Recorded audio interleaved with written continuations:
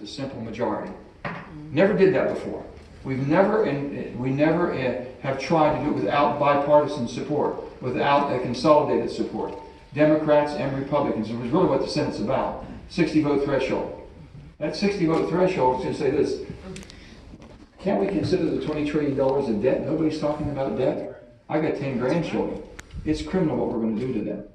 We're going to add 660 some, to be honest, this is awful, 666 billion. Think about that number. $666 billion of more debt this year. It's going back up this way. By 2027, we're predicted to be $31 trillion in debt if we don't change our way. So, I'm concerned. I have Republicans friends that are concerned, Democrats. We should be concerned, but no one's saying much. Now we're talking about, so you'll know how they score things. When you hear someone says, how did that score? That means, how much did it cost? And how are you going to pay for it? That's what it means, scoring. We're scoring, okay? Now, my legislative friends, Darrell and Charlie, both, we have to basically have a balanced budget amendment. No matter what they want to do, at the end of the day, we've got to make sure it balances at the end of the year. So there's adjustments made all the time. The difference between the state and having a constitutional balanced budget amendment and the federal government, they have a printing press. That's all. It's no difference. They don't want to give up being able to print. On either side of the aisle, Democrats and Republicans, they're both guilty. Look at the last 50 years. The last 50 years, who's been in control? I think 30 years have been Republicans, or 20. It's really close. And both times, they've both been guilty. They haven't balanced the budget more than 3 times on each side. So if you're a Democrat and blame the Republican, go ahead, their fault. If you're a Republican and they blame the Democrats, we're all at fault. Until you live within your means. The only time we were on a trajectory to be debt-free was in 1997. Erskine Bowles, working for Bill Clinton at that time, and John Kasich, the Republican leading up the budget committee from the Republican side, got together and put an adjustment to the taxes that put us on a trajectory with the economy taking off, the taxes coming in. We were due to be debt-free. And then we had 9/11, 2001. 9/11 hits, we have declared 2 wars, not one. We declared 2, never paid for them. First time in history of the United States. Then in 2002 and 2003, we had 2, what we call Bush tax credits. And the rest is history. And then President Obama comes in, and the economy's in the tank, and we're trying to figure out, so he does a stimulus package. And other things are happening, and now it even goes in quicker and deeper. So we've gone from a trajectory of being debt-free by 2006, to where we're $20 trillion in climbing. But guess what? We can fix that. It can be corrected. So they have dynamic scoring. You hear that word? If you heard dynamic scoring, you know what that means? It means it changes. It means this.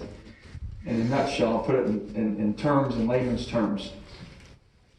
I have a mortgage payment due tomorrow. I'm concerned about my mortgage payment, so I'm going to go to the casino tonight.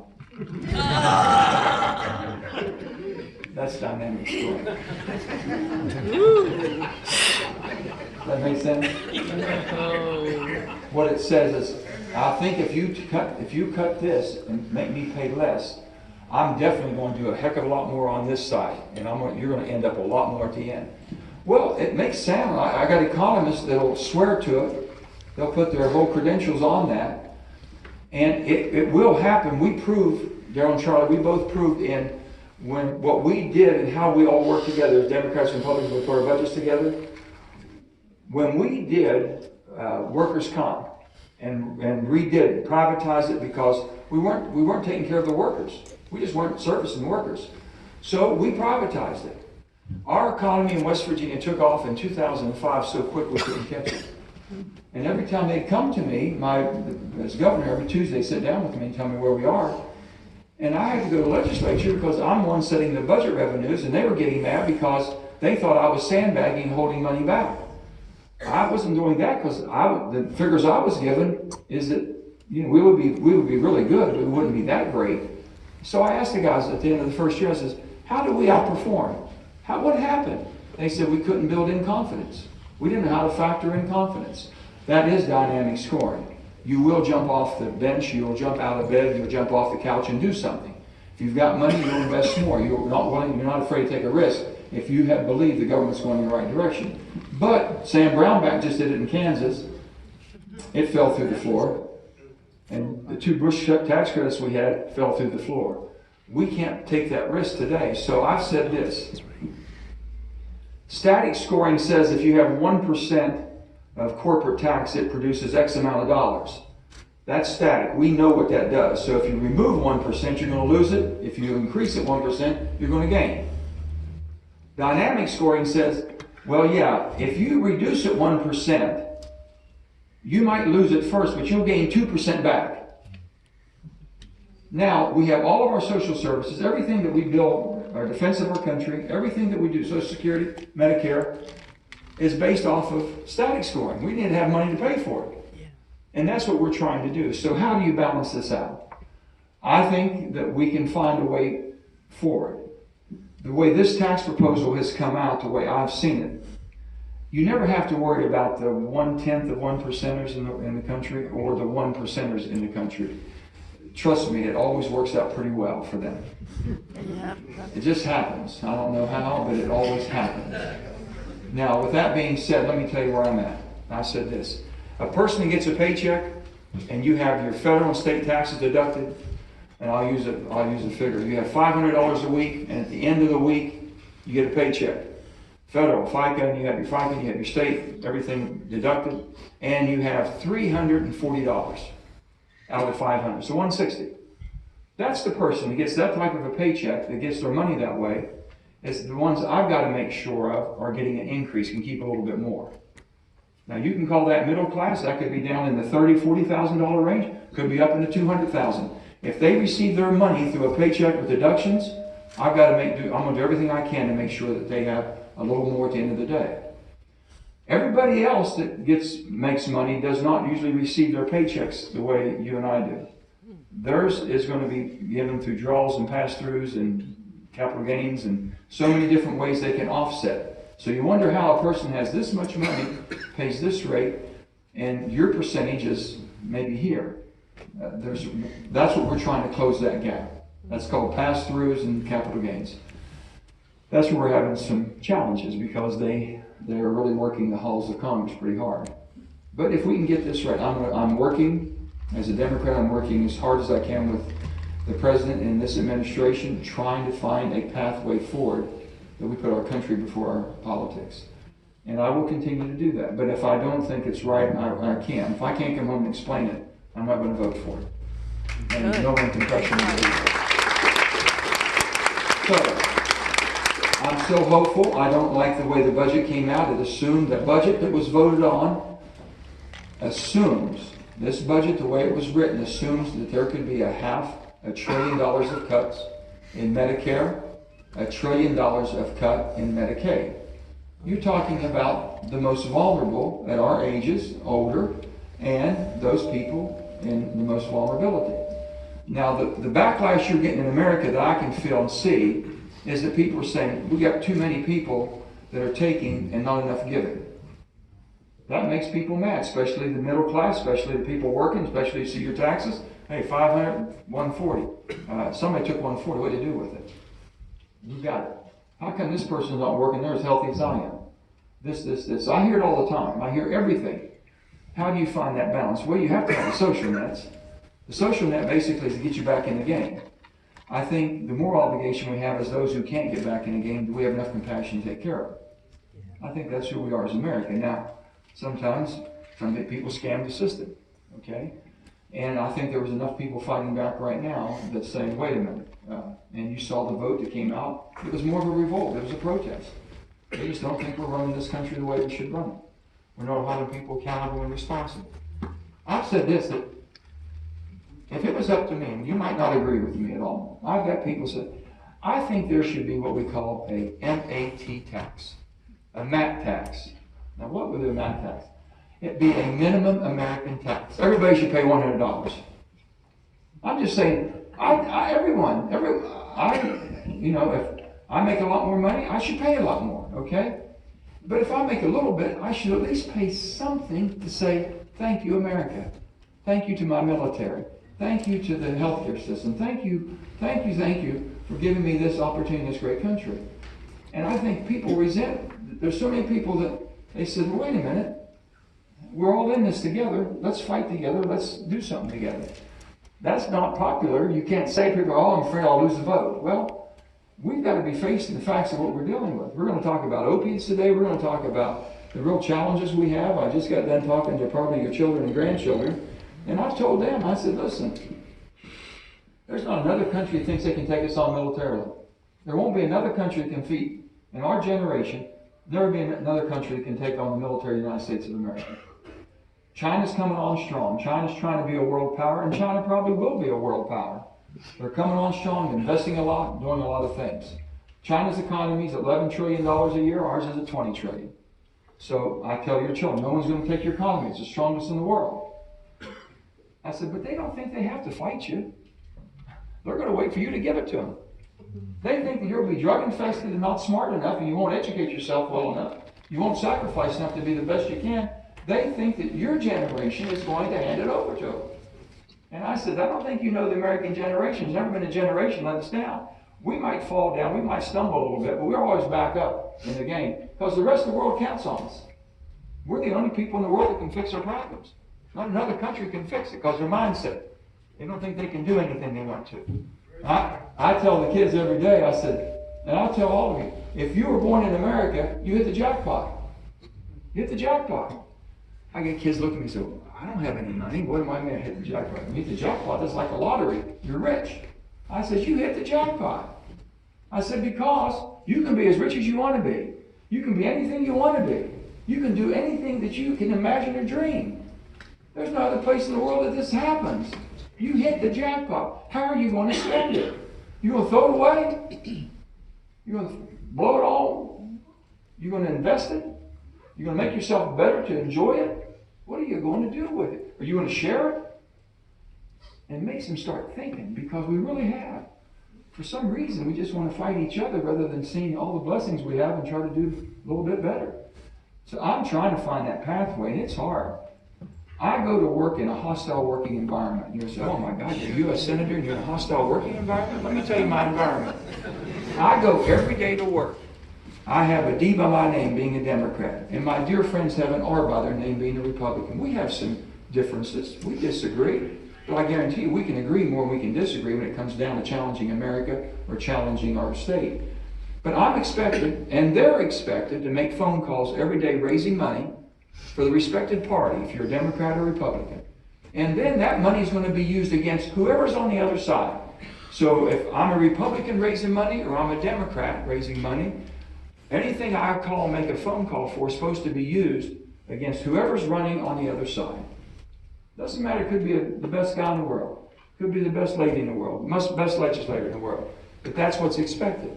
And then when they're in cycle up for election, they want me to go into another state and tell somebody that, elect this person's no good, elect this person.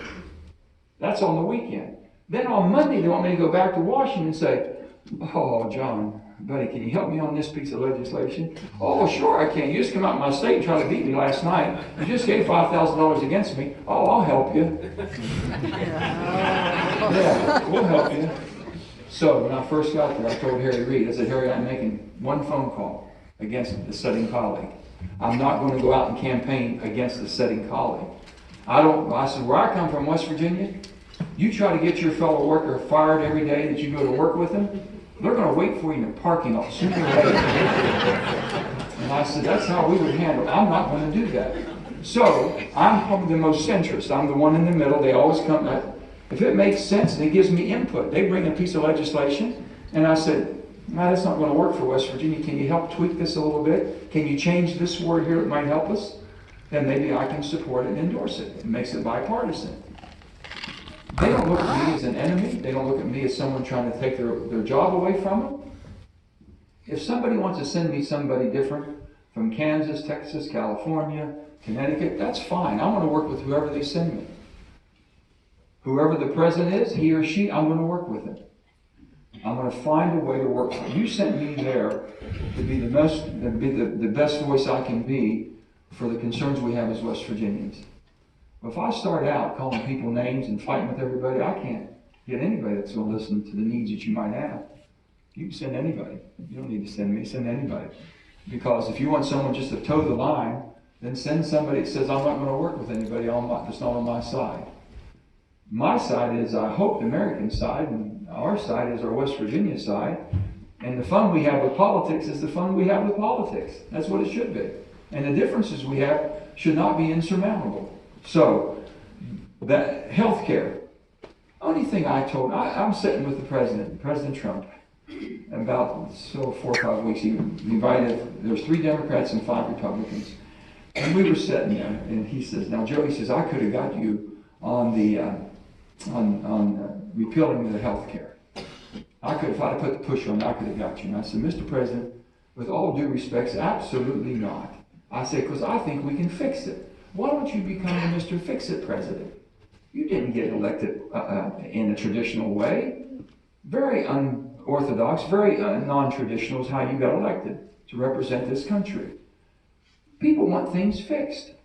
This thing is so toxic in Washington, you repeal it and get rid of it, we'll never do anything. Because we can't get the votes to agree on anything. Can't you just repair the parts? Any of you have you don't have to raise your hand. Private insurance, you're getting screwed. If you're paying privately, you're getting screwed. Because they don't want to fix it. We know what's wrong. I'll give you an example. 5% of American people are using 50% of the healthcare dollars. This is the end-of-life, critical ill, pre-existing conditions. These are the most vulnerable people we have in America. Now, before, you know what we would say? They're too sick. Can't take care of them. Can't insure them. Too much of a risk. I don't think that's who we are as a country. Now, what we can do is we have what we call pre-insurance or high-risk pools. Every state should step forward and say, I'm going to take care of the most vulnerable in my state. That's a priority. And the federal government will match down. If I can take care of them and I can keep the rest of the population healthy, you're going to have insurance at much better and much lower cost. Because this is the population base that's been very costly, that they're trying to spread the cost around. So you might be paying higher than normal. If you want to look at, for an example, so that sounds good, I don't know if it'll work. Well, go check with Alaska. Alaska does it very well. Their rate of increase, Charlie, was only 7%.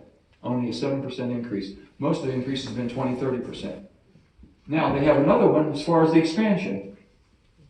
Oh, just a bunch of giveaway Democrats or Republicans, you really don't care. You're just expanding everything. So you're giving all these 20 million people health care for the first time.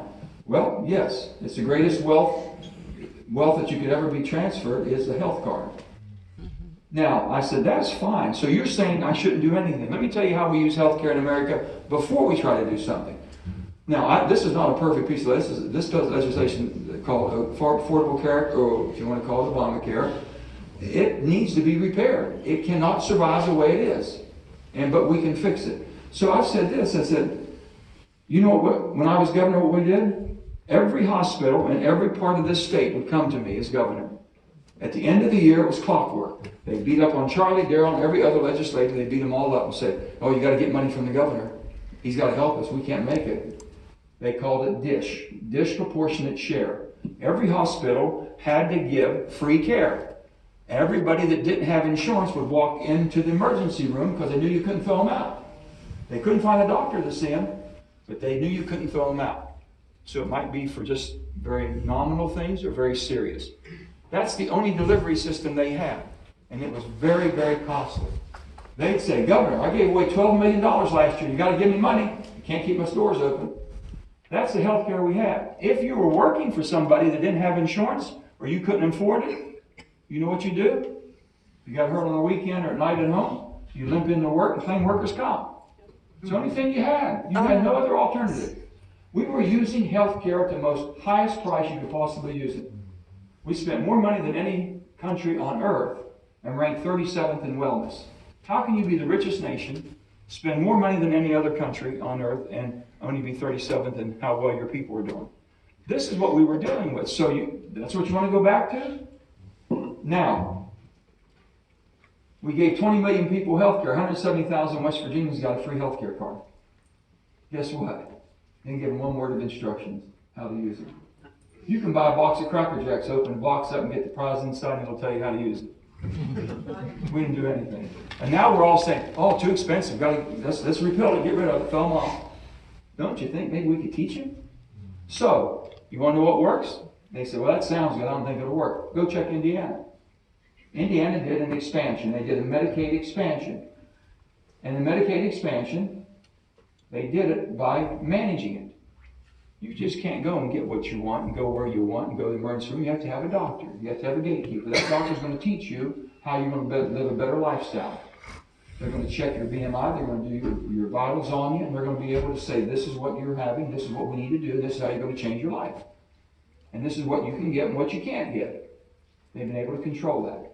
Been able to control it. And you know what else they did too? You might not agree with this, but we're looking at it and seeing how it works. They call it the 2-0 system. Everybody pays 2%. So let's say somebody that's on the low end of the poverty level making $9,000 a year. They say you have to pay $180 for your health care. Well, I don't have $180. I can't pay $180. Well, fine. Just come in and show me you don't smoke, you don't drink, you don't do drugs, and we'll work it out. That's what now. Is that tough? Is that too tough? I don't know. But we got to have these discussions. I got to know where you're going or what you think. Because if not, we're going to throw the baby out with the bathwater without trying to fix it. And I think things can be repaired. I really do. So I'm dealing with that. Other than that, North Korea and all those little problems we got, they're all right. What? It's tough. I will tell you this, though. The most sobering moment I ever had in the Senate was when I first got there, early 2011.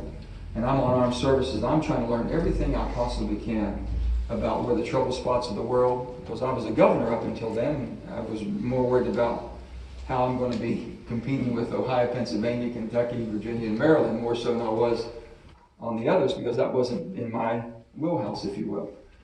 Then I get there and I start studying and learning everything. So we have all the Joint Chiefs of Staff, all these unbelievable military officers that we have that do a wonderful job protecting us. And Mike Mullen was the Joint Chief of Staff. He was the head guy. And General Mullen, Admiral Mullins at that time, we asked him a question: what's the greatest threat the United States of America faces? We ask that question all the time as far as on the committees I'm on. He never hesitated or missed a beat. Well, I thought he was going to say, well, it's got to be the Middle East, Iraq, and Afghanistan. It could be Syria coming on. And we have a problem in Turkey right now, and we're concerned about the Kurds. We're concerned about all the things that are happening. He didn't miss a word. He says the debt of our nation is the greatest threat we face as a nation. Now, when you talk about the military and not having the readiness that we have, or ships hitting each other, that's uncalled for. These are things, so we got to start looking. Are we really putting the attention and putting the finances we should, or are we hampering them? So we have to look at all of these things here, but that's what we're facing. And until we get that right with this, we got a chance right now with the tax overhaul. If we can get it right, it could be great for our country. If not, it'll be challenging. So we're going to work hard and try to bring people together and put some common sense. I'm on Intel now, and the Intelligence Committee. I was on Armed Service for 6 years, and I said, I'm going to try Intelligence Committee. Whoever knew that this was one?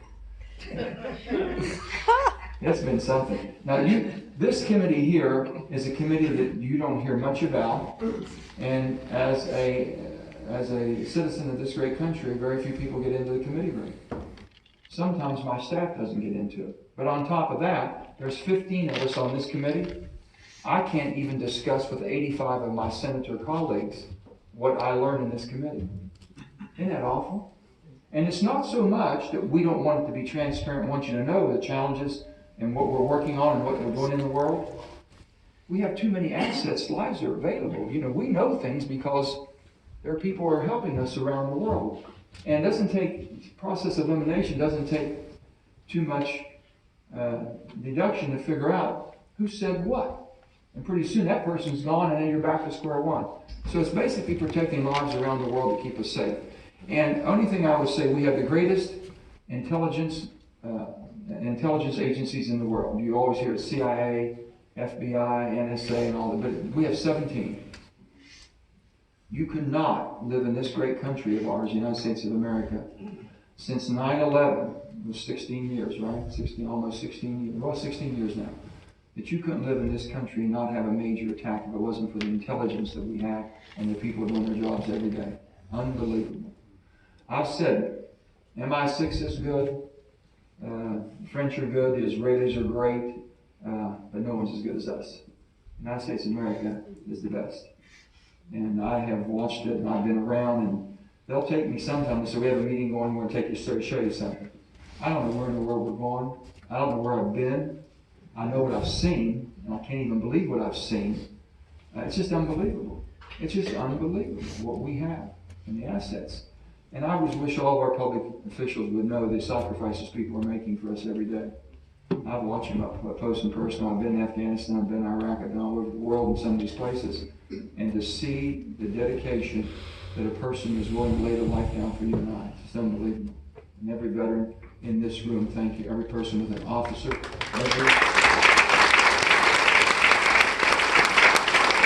person that wears a uniform. I mean that. Every person that wears a uniform here, God bless each and every one of you all.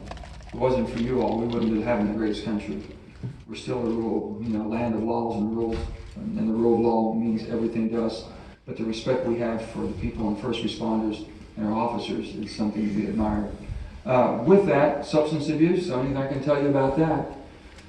The president, I was very appreciative. The president has a national health crisis. People are saying, well, that's too little. It doesn't give us any money. It doesn't do this, doesn't do that. Well, we're the appropriators. We've got to make it happen. And what I mean by that, I've tried to tell this to the White House yesterday, and I'm going to sit down with them again. I said, you've identified a war on drugs. We've got a war. West Virginia is ground zero. We're ground zero because we have more deaths per capita than any other state. What's happening is what little money that comes from different spurts comes this way. And then you know how it's distributed? By population. So Ohio has 10, 11 million people. We have 1.8. Where do you think the money's going to go? So I said, I tried to explain. In my mind, I'm trying to think, Charlie, I'm trying to think, okay, how am I supposed to understand what I'm talking about? I said, okay, it's a war. When you have a war, there's the front lines of the war. That's where the battle's the hottest, right? So we're fighting a battle, and we're on the front lines. It's a war. Now, the government is the Department of Defense. Let's put they said we have a war. And they're going to pass out all the ammunition equally to those of us on the front line and everybody else in the military. Well, guess what? I'm going to run out of bullets pretty quick because I'm fighting every day. I got no bullets. But you still have a lot of bullets here because you haven't been on the front line. I said, that's what I'm dealing with. I need treatment centers. I need education. What I need also is how do I get a kid out of a drug-infested home and put them somewhere so they can be raised outside of that atmosphere. If not, they're going to repeat it. All of our high school students back here, all of us back here, there's not one of you don't know somebody that's full of the wrong stuff. It's an epidemic proportion. We all know. Everybody in this room knows somebody in their family, extended family, or close friend. It's an epidemic proportion. 200,000 Americans have died. This is an epidemic in any other proportion, any other scenario of life in America. We haven't lost this many people since World War II. And we know nothing about it. Nothing. And my cousin is a judge, Michael. He said, Joe, I put people in jail every day. I've got to sentence them for what they've done wrong. He says, we have now finally, and there's still some people, and I'll be the first to tell you, 20, 30 years ago, you fool with drugs, we thought you were a criminal, we're going to put you in jail. Well, guess what? We put you in jail, you came back out, you're as bad as you went in. We didn't cure anybody. Now we know, scientifically and medically, that addiction is a disease. It's an ailment. Ailment needs treatment. Diseases need treatment. We have no treatment. When you have a parent come and begging you, I hope you arrest my child, I hope you convict them so I can get them in the drug court and save their life. When you have a parent begging you for that, you know something's wrong. When Michael tells me, he says, I put people in jail every day. I've never had anybody turn me down for a jail cell. I always got a bed in the jail for a person, a criminal. I have a person coming up that grand larceny, they stole to support their habit. They still offer me and you, the family first, extended family, friends, anybody they can get money off of. Then they get prosecuted. Then they have a grand larceny, they have a felony on their hands. They bring that person in front of me, Joe, and now everybody there will tell me, this person deserves treatment. This person is not going to be rehabilitated in a jail cell. But guess what, Joe? I don't have treatment. They said, we don't have any treatment place to put him. So we end up putting him in jail. Now, I don't know if we're compassionate enough to do what's right.